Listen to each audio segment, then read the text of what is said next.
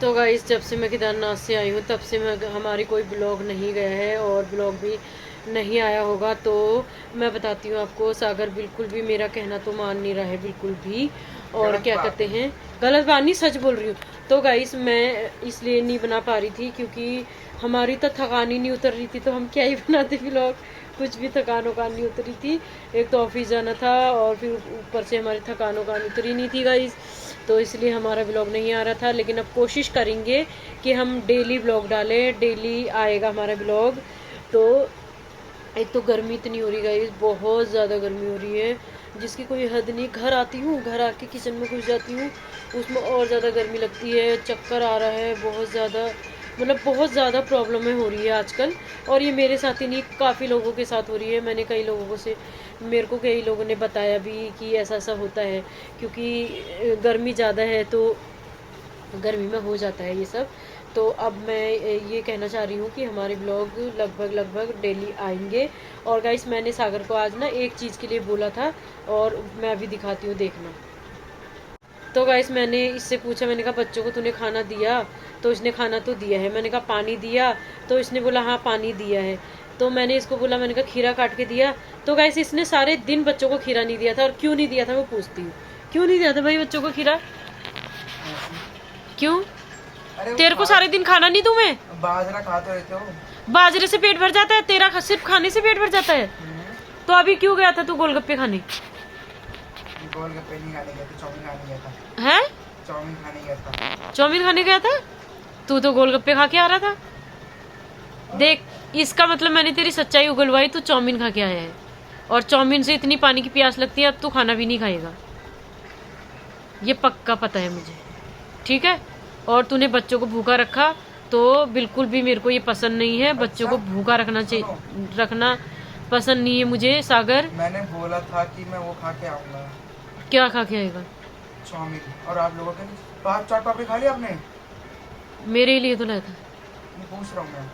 उसके लिए, मौसी के लिए क्या लाया था? गुड्डे बिस्किट दे दे फिर उसको, कहाँ है? मशीन के ऊपर रखा है। ये देगा नहीं। कहाँ दे देगा? दे दे दे दे दे दे। अभी आप उठने की ताकत नहीं हो रही उनको, कहाँ से? तो मैंने कहा था इतना घूम के आ, थोड़ा सा घूम लेता फिर चलता मेरे साथ। अभी वो देखो खा रहे। तो गाइस लास्ट में मैंने ही काट के दिया, देखो खीरा कैसे खा रहे मेरे बच्चे, मेरे प्यारे से चुन्नू मुन्नू, मेरे सोना से। ये खा रहे हैं, देखो। ये हुई ना बात। हाँ, उनके साथ साथ आदत होगी ना। तो गाइस खा रहे हैं तो मुझे बहुत अच्छा लग रहा है, क्योंकि ये खाते पीते रहते हैं ना, तो मुझे भी अच्छा लगता है। क्योंकि जैसे मेरा साकू वैसे मेरे लिए ये। तो गाइस मैं एक बात शेयर करना चाह रही हूँ आपके साथ, क्योंकि बहुत दिन हो गए मैं सोच रही हूँ कि बताऊँगी बताऊँगी बताऊँगी, तो मैं बता भी नहीं पा रही हूँ। मम्मी कमर में दर्द हो गया, अब इससे ख़त्म हो गई गाइस, सारा कुछ ख़त्म बिल्कुल। वो तो हमको केदारनाथ जाने में ही पता चल गया था कि हम ख़त्म है या नहीं है, ख़त्म है। लेकिन क्योंकि क्या है कि हमसे ना बिल्कुल नहीं चला गया भाई, बिल्कुल नहीं चला गया। लेकिन मैंने लोगों को बताया, मैंने कहा यार मेरे से बिल्कुल नहीं चला गया।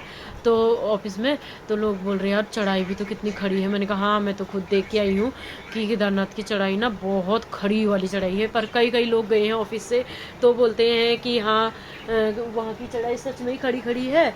तो क्या कहते हैं कि वो बोलते हैं सच में ही, तो इसलिए नहीं चला गया होगा। तुम अपने आप को मत बोलो कि तुमसे नहीं चला गया है। तो जो भी है, मतलब थोड़ा बहुत तो प्रॉब्लम होती है। तो गाइस मैं, तो वैसे आज मैं ना ऑफिस से लौट रही थी, तो मैं जंतर मंतर पे उतर गई थी। जंतर मंतर पे उतर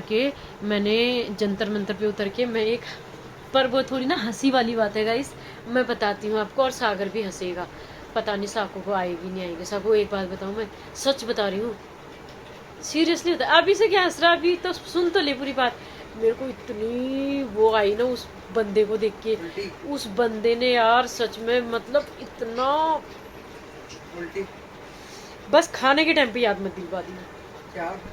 जैसे मैं ऑफिस से नीचे उतरी, तो मैंने सोचा, मैं मौसी ने काम दिया था मेरे को, तो मैंने सोचा मैं उस तरफ से आके मैं काम कर लेती हूँ। और सुबह से मेरी चप्पल टूटी हुई थी गाइस, मैं वैसे ही ऑफिस चली गई थी क्योंकि सुबह मेरे को मिला नहीं।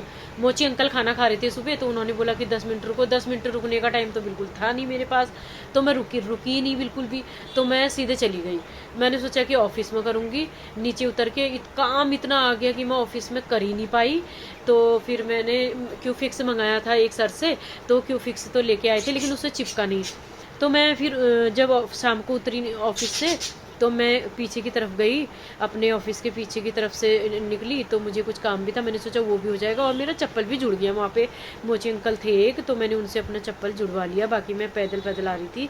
तो एक बंदा ना मेरे को जंतर मंतर पे, मैंने सोचा यार वो जो काम इसने दिया था वो काम मैं नहीं हुआ मुझसे, तो मैं आ गई सीधे। आने लगी मैं जंतर मंतर से, बस पकड़ने लगी गाइस। जंतर मंतर पे बस पकड़ने लगी तो बंदा ना, एक बंदा क्या मतलब एक आदमी, वो ना खड़ा था। अब मैं जा रही थी और गर्मी इतनी, बाबू उसने ना क्या करा ना, इतनी बुरी तरीके से नाक के अंदर कुचोर रहा था। तो याद दिलाऊंगा खाने का। तू यही कर सकता है, तू याद ही दिला सकता है। तो गाइस इतनी पूरी उंगली डाल रखी थी उसने, आए हाय। सुबह जब नहाने जाते हो एक बार हो जाता है अच्छे से साफ, उसके बाद पूरे दिन जरूरत नहीं रहती है किसी को भी, सब अच्छे से साफ कर लेते हैं। गाइस मैं ये वाली चीज़ बताना नहीं चाह रही थी लेकिन मैं बता रही हूँ क्योंकि मेरे को ना उसको देख के ना, मतलब कई लोग, मैं बताना चाह रही हूँ कि कई लोग ना इतने, हालांकि वो इतना ओल्ड था, मतलब ओल्ड था वो ज़्यादा, मतलब जैसे कि बीच के नहीं होते, बीच के वाली, जैसे ज़्यादा ओल्ड भी नहीं, 35-40, मतलब तेरे दादाजी की उम्र का नहीं था वो, और ना हमारी एज का ये था। 50-45। अब इतना तो नहीं पता कि कितने का होगा, पर वो इतना भी नहीं था, ज़्यादा यंग भी नहीं था, ज़्यादा ओल्ड भी नहीं था, तो बीच का था वो बीच का था वो। तो वो ना उसने भयंकर तरीके से करा। और फिर मैं ना, फिर वो इधर को जा रहा था, मैंने कहा चलना गया, अच्छा हुआ, मैं इसकी तरफ नहीं देखूंगी। मैंने देखा भी नहीं। और मैं कभी भी, मेरे को ये सारी चीज़ें दिखती है ना गाइस, तो मेरा ना थूक पहले निकलता है, मैं थू थू थू मतलब निकल जाता है, पता नहीं क्यों ही निकलता है, इतना गंदा मुझे नहीं पता। और जब तक मैं थूकूंगी नहीं, मैं सांस भी नहीं ले पाती हूँ। तो क्या हुआ कि मैं वो कर रही थी, तो फिर वो क्या हुआ कि उसके बाद भी ना वो मुझे कहाँ मिल गया बताऊँ।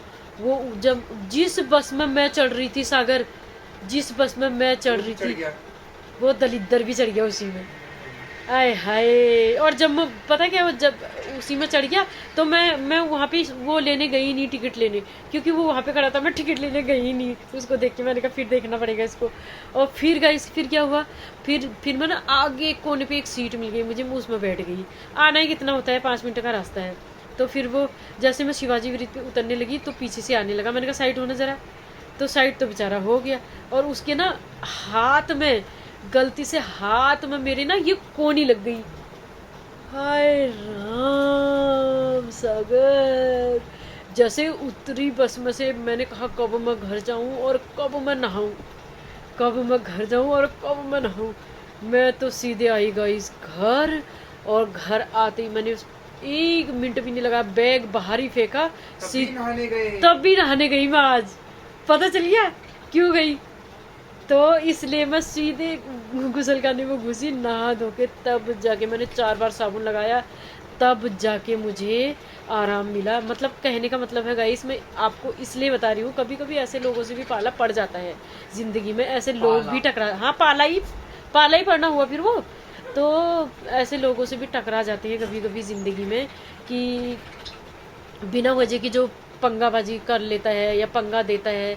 तो ठीक है, आप क्या कर सकते हैं, अपनी अपनी लाइफ है किसी की, हम क्या कर सकते हैं। तो गाइस आज के लिए इतना ही। मेरा ब्लॉग अच्छे लगे तो लाइक करना, सब्सक्राइब करना और शेयर करना। तो मिलते हैं